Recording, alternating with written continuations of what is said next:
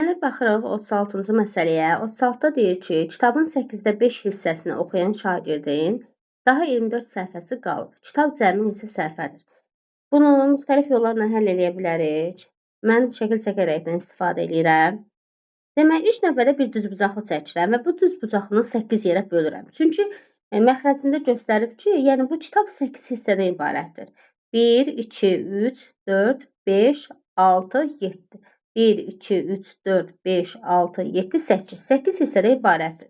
Bunun 5 dənəsini oxuyub. 5-ini oxuyub, düzdürmü? 8-dən 5-ini oxuyubsa, əlbəttə ki, biləcək neçə hissə qaldı? 3 hissə. Deməli, bu 3 hissə ilə 3 hissədir. Amma cəmi 24 səhifəsi qalıb. Hissə olaraq 3 hissədir. Yəni, elə bir sanki bir qutudur, 3 dənə qutudur. O qutudakı olan meyvələrin bütövlükdə sayı 24 dənədir. İndi bizə lazımdır ki, bir hissəni tapaq görək, bir hissədə nə qədərdir? Biz də həmişə demişəm ki, bir dənəni taparkən verilən böyük ədədi kiçik ədədə bölürük. Yəni, 24-ü bölürük 3-ə. Eləyir 8. Biz buradan bildik ki, bir hissəmiz 8-dir. Bu da neçə hissədən ibarət edir? 8 dənə. Bütöv kitabımızın səhifəsini tapmaq üçün də 8-i vururam 8-ə. Eləyir 64. Cavabımız olur C variantı. Sonra gəlir tam ədədlərin hesablanması. Bu da çox asandır. 3,67 üstə gələk 2,12. Bu zaman yenirik. Elə misalı olduğu kimi hesablayırıq. Sadəcə hesablayırıq. 3,67 üstə gələk 2,12. Necə ki, o biri tamsız olan misallarda təkliklə təkliyi, onluqla da onluq hesablayırdıq, yüzlüklə də yüzlüyü. Bax elə, bu zaman özünü çaşdırmamaqdan ötürü bu vergüllərə bir x qoyursan. Vergülləri sanki görmürsən. 367 üstə gələk 212 toplayırsan. Baxırsan ki, əvvəl verilən ədədlərdə, yəni bu 3-dən sonra neçə rəqəm var idi? 2 rəqəm. Deməli, vergülü necə qoymalıyam? Birinci ədəddən sonra 2 rəqəm əvvələ. Olur 5,179. Baxırıq 38-ci tənliyə. Olmazsa olmazımız tənlikimiz. Çox asan tənlikdir. Yazılıb x bölünsün 6 bərabərdir 120. Sonra digər bir tənlikdə də verib ki, y üstə gələk 450 bərabərdir 9. Tənliyinin nəticələrinin fərqi neçədir? Yəni, birinci tənliyi həll edirik, sonra ikinci tənliyi həll edirik, sonra da bunların fərqini tapırıq. Mən hər zaman demişəm ki, əgər bölmədə gördünüz ki, x birinci yerdə gəlibsə, yəni birinci məhsuldursa, bu zaman yenirik. Verilən ədədləri bir-birinə vurur. Burada da yeniyəcək? X vurulsun 6, bölünsün 6 bərabərdir 120. Buradan da x taparkən yenirik? 120-ni vururuq 6-ya. Bu da x bərabərdir 720. Yəni, bölmə əməlində gördük ki, x birinci yerdə gəlibsə, verilən ədədləri bir-birinə vururuq. Yox, gördük ki, x ikinci yerdə gəlibsə, böyük ədədi kiçik ədədə bölürük. Burada da gəldik toplama. Y-i də tapaq. X-imizi tapdıq, düzdürmü? Gəlin Y-i də tapaq. Y üstə gələk 450. Bərabərdir 9. Toplamada fərqi yoxdur. Hər zaman böyük ədəddən, yəni cəmdən kiçiyini çıxacaq. Y də bərabərdir 900 çıxılsın 450.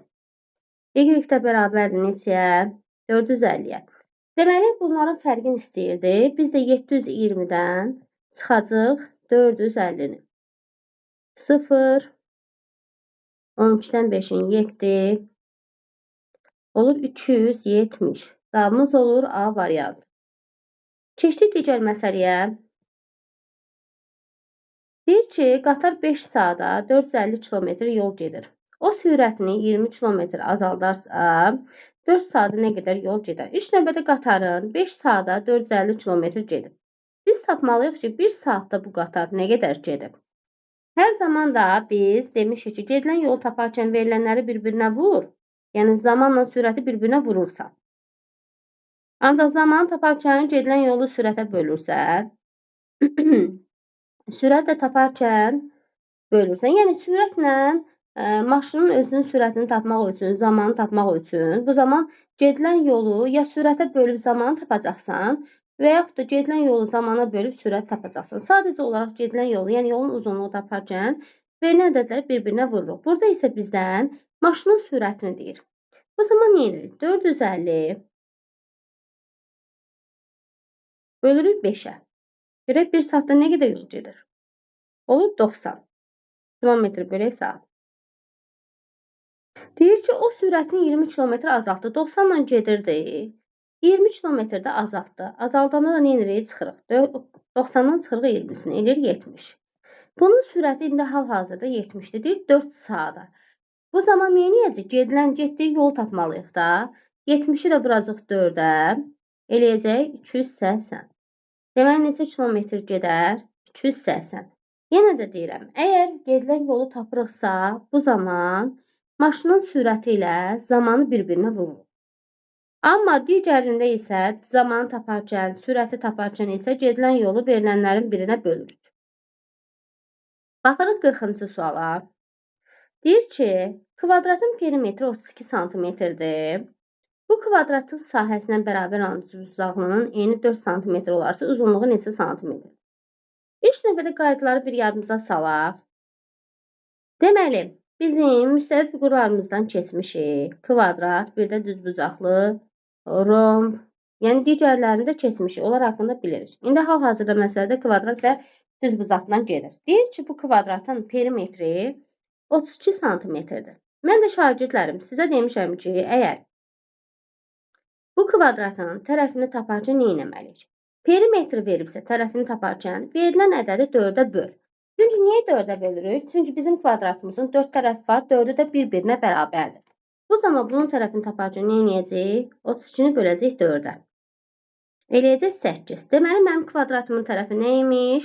8 imiş.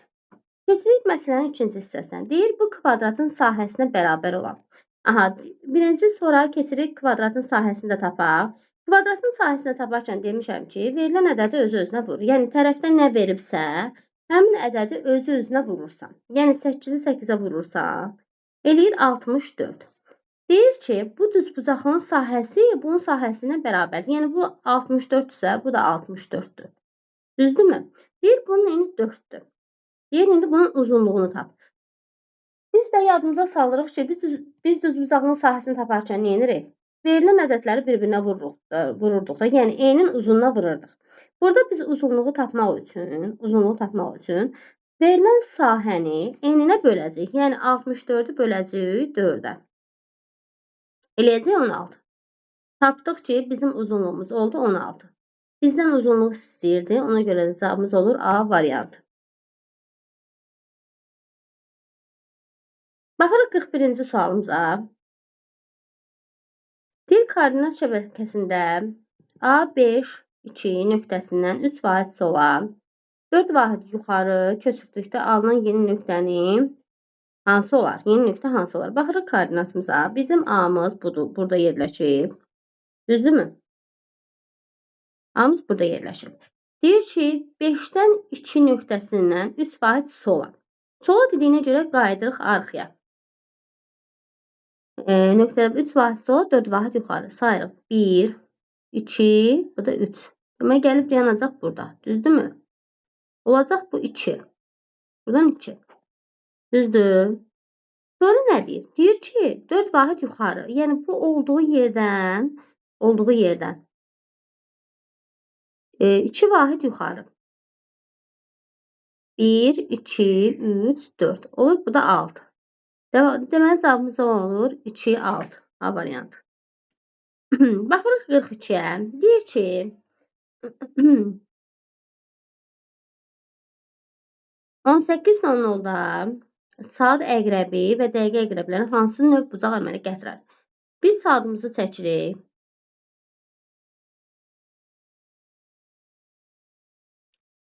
Saatı çəkirik. 18:00-da biz bilirik ki, saat əqrəbini çevirməkdən ötürü ilk növbədə 18-dən çıxırıq 12-sini. Axı, elektron saatı digər saata çevirmək üçün verilən o ədəddən 12-sini çıxırıq. Deməli, olur saat 6:00. Yəni, axşam saat 6:00. Səhər yox. Baxırıq bura. Bura 6-dır. Bura 7-dir. Bura 8-dir. Bura 9-dur. Bura 10-dur. 11. Bu da 12-dir. Da 5. Deməli deyir ki, saat 18:00-da saat və dəqiqə əqrəbləri hansı? 18:00 odur ki, yəni saat 6 tamam. Bu zaman belə olur da. Yəni dəqiqə əqrəbi də, saat əqrəbi də 6-ın biri saat əqrəbi 12-nin üzərində olur, dəqiqə əqrəbi 6-ın üzərində olur. Bu zaman olacaq nə? Açıq bucaq. Cavab olur C variantı.